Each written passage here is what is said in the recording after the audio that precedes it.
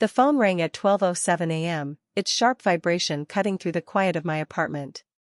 I stared at the screen, already knowing who it was before her name flashed. My sister never called this late unless something dramatic was happening, and drama followed her like a shadow. I answered anyway. "Guess what?" she said, breathless, excitement crackling in her voice. She didn't wait for a reply. "I'm getting married tomorrow." The word tomorrow hit me like cold water. For a second, I thought she was joking. She loved shocking people, loved watching their reactions as if life were her personal stage. I opened my mouth to ask questions, but she continued, her tone suddenly sharper, crueler. "Oh, and one more thing," she added casually, like she was mentioning the weather. "I drained all the money from your bank account." Time stopped. The walls of my bedroom seemed to close in, the clock ticking far too loudly. My heart pounded, not with surprise, but with a familiar ache, one I had carried since childhood. Betrayal didn't shock me anymore. It disappointed me. It reminded me of every time she had crossed a line and everyone had told me to let it go. "You always said you'd help with my wedding," she went on, laughing softly. "So I just helped myself." "Don't be dramatic." Her laugh scraped against old memories.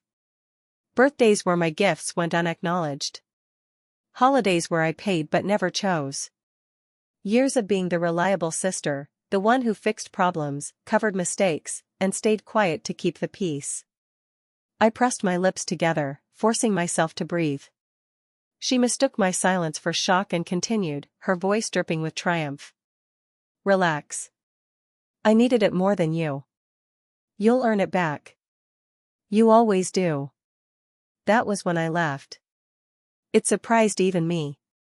A small sound, barely more than air escaping my chest. Not hysterical. Not broken. Just calm. Years ago, I would have cried. I would have begged her to reconsider, called my parents, tried to explain why this wasn't fair. But I wasn't that girl anymore. "Why are you laughing?" she snapped, irritation creeping in. "No reason," I said quietly. She scoffed. "Whatever. I'm busy. Big day tomorrow." Then she hung up.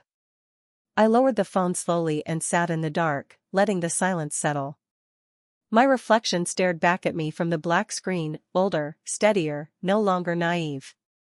My chest tightened, not from panic, but from relief. The kind that comes when a truth finally shows its face. She thought she had won. She thought she had taken everything. What she didn't know, what no one ever noticed, was that I had learned long ago to prepare for disappointment. To protect myself quietly. To stop trusting words and start trusting patterns. I walked to my desk and opened my laptop, fingers steady as I checked the confirmations I already knew were there. Frozen accounts. Blocked transfers. Timestamped approvals. Outside, the city slept peacefully, unaware that a wedding was about to collapse and a life was about to change. I closed the laptop and leaned back, exhaling slowly. The call hadn't shattered me. It had freed me. People think betrayal happens suddenly, like a door slammed in your face without warning. But for me, it arrived slowly, quietly, over years of small lessons that taught me who I could and could not trust. Long before my sister's midnight call, I had already learned that loving her meant being careful. Growing up, she was the sun and I was the shadow. She burned bright, loud, demanding, adored for her confidence. I was praised for being mature, which really meant I caused no trouble. When she wanted something, it appeared. When I needed something, I was told to wait. I waited my whole childhood. By the time we were adults, the pattern had become invisible to everyone except me. I managed shared expenses, helped her through temporary financial emergencies, and covered for her when she forgot payments. Each time she promised to pay me back. Each time, she didn't. And each time, my parents told me to be understanding. "She's your sister." So I learned not to argue. I learned to observe. The first warning came weeks before the wedding call. She started asking strange questions, too casual, too specific. "How easy is it to move money between accounts?" she asked one afternoon, smiling sweetly. Another time, she joked, "Good thing you're so organized. I'd be lost without you." That smile stayed with me long after the conversation ended. Something in my chest tightened, not fear, but recognition. I had felt it before, right before every disappointment I was told to forgive. This time, instead of pushing the feeling away, I listened. I reviewed everything quietly. Accounts. Permissions. Access. I realized how much trust one had given simply because it was expected of me. Not because it was earned. The decision didn't come from anger. It came from exhaustion. I went to the bank alone on my lunch break, hands trembling just slightly as I asked questions I should have asked years ago. The clerk was kind, professional, unaware she was helping me reclaim pieces of myself. We froze transfers. Added security layers. Removed shared access. I left with printed confirmations folded neatly in my bag. I didn't tell anyone. Not my parents. Not my sister. I knew how it would go. They would say I was overreacting. That I was paranoid. That family doesn't need boundaries. But I did. That night, I sat on my bed staring at the ceiling, wondering when I had become this person, quietly strategic, emotionally guarded. Part of me mourned the girl I used to be. The one who believed love meant unlimited access. The one who thought loyalty required self-sacrifice. But another part of me felt something new. Safety. The days passed. My sister grew more confident, more careless. She talked about her wedding in rushed fragments, never mentioning money directly again. I watched her patterns repeat, predictable as ever. By the time her midnight call came, I wasn't surprised. I was ready. Preparation didn't make me cold. It made me free. And as I lay awake that night, listening to the distant hum of traffic, I realized something important. I hadn't changed to hurt her. I had changed to save myself. The morning arrived too quietly for a day that was supposed to be unforgettable. Sunlight slipped through my curtains, gentle and indifferent, as if the world had no idea what was about to unravel. I made my coffee slowly, savoring the normalcy of the routine, while somewhere across the city my sister was waking up believing everything was under her control. By 9 o'clock, my phone began to vibrate. At first, I ignored it. I watched the steam rise from my mug, felt the warmth in my hands, and reminded myself that I didn't owe anyone my panic anymore. The second call came less than a minute later. Then a third. Messages followed, short, sharp, frantic. "Call me now. Something's wrong. This isn't funny." I finally answered on the fifth call. "What did you do?" she demanded, skipping any greeting.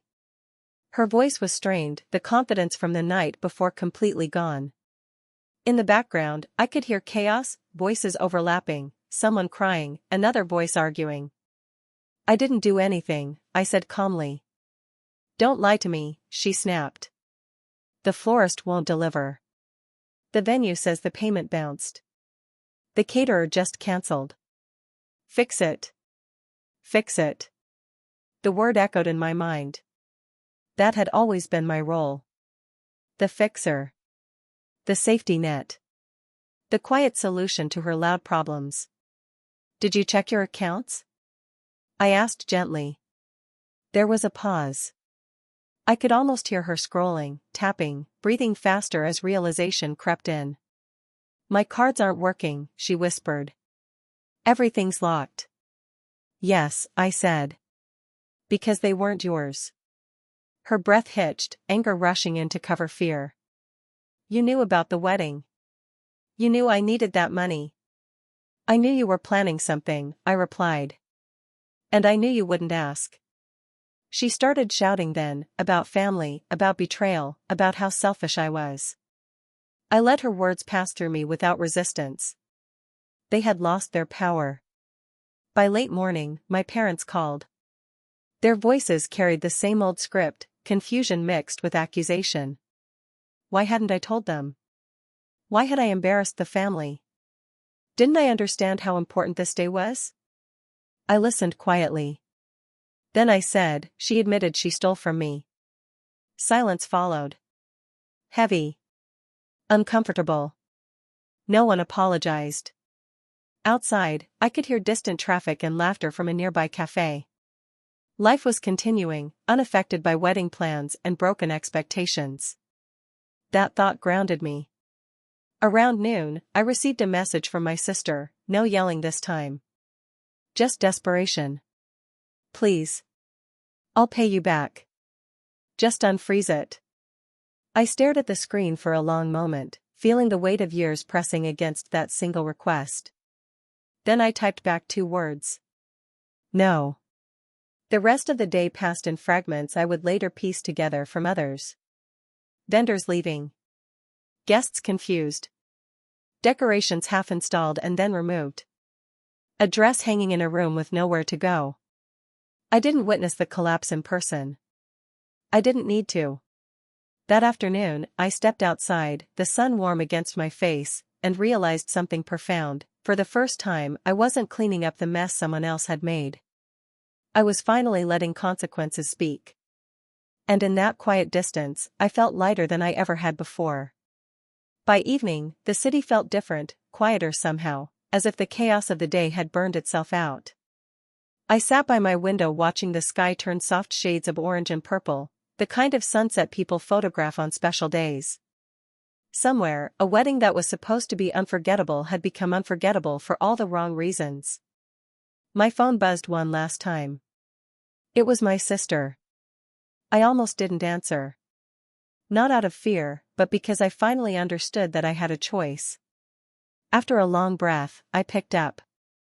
Her voice was small now. Stripped of arrogance. You happy? She asked. You ruined everything. I didn't rush to respond. No, I said honestly. I didn't want this. I just refused to be used again. She scoffed weakly.